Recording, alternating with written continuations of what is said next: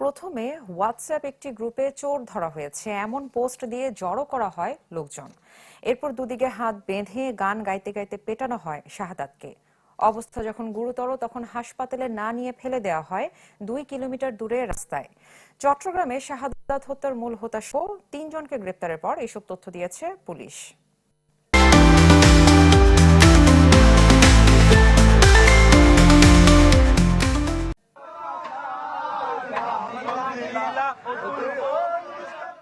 August রাত 12:30 চট্টগ্রাম নগরীর 2 নম্বর gate এলাকা।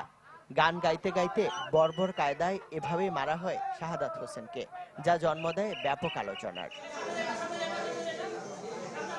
ঘটনার 1 মাস 10 দিন পর মঙ্গলবার রাতে ধরা পড়ে জড়িত 3 জন। পুলিশ জানায়, শাহাদাতকে 2 নম্বর গেট এলাকায় দফাঠায় পিটিয়ে গুরুতর আহত করার পর হাসপাতালে না নিয়ে ফেলে দেওয়া হয়েছিল প্রবর্তক এলাকায়। লাশটা কিন্তু 14 তারিখ সারাদিন সিএসি এর সামনে ছিল।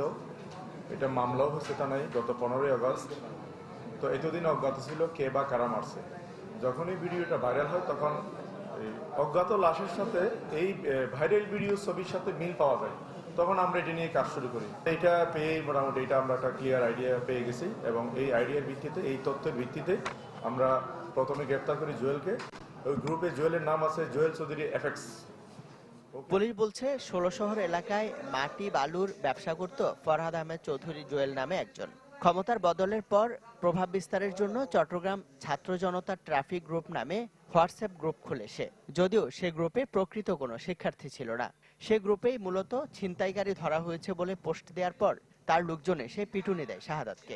ওকে বেঁধে পিটানোর সময় তারা এটা ভিডিওটা আবার তাদের গ্রুপে আপলোড করে বলা হচ্ছে যে এরকম একজনকে ধরা হচ্ছে, মোবাইল চোর, ছিনতাইকারী, তাকে হচ্ছে সেই জন্য তারা হচ্ছে তাকে মারতে হবে। তারা আবার আহ্বান করতেছিল যে আসো সবাই আস, ওকে মারতে হবে।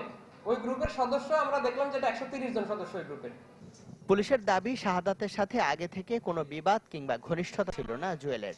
তবে বিভিন্ন সময় চুরি বা ছিনতাইয়ে শাহাদাতের নাম আসায় সহজেই তাকে চোর আখ্যা দিয়ে মারধর করা হয়। তাদের সাথে কোনো পূর্ব পরিচয় বা কোনো ধরনের কোনো সম্পর্কই নাই, শুধুমাত্র ছিনতাইকারী সন্দেহে তাকে এভাবে মারধর করা হয়। এখানে মূলত ছাত্র জনতার নাম দিলেও এখানে বিভিন্ন ধরনের লোকজন জড়িত আছে। সাধারণ ছাত্ররা এটার সাথে কোনোভাবে জড়িত না। জুয়েল ছাড়া গ্রেপ্তার বাকি 2 জন হলো তার সহযোগী সালমান ও আনিসুর রহমান ইফাত। ইমদাদুল হক, চ্যানেল 24, চট্টগ্রাম।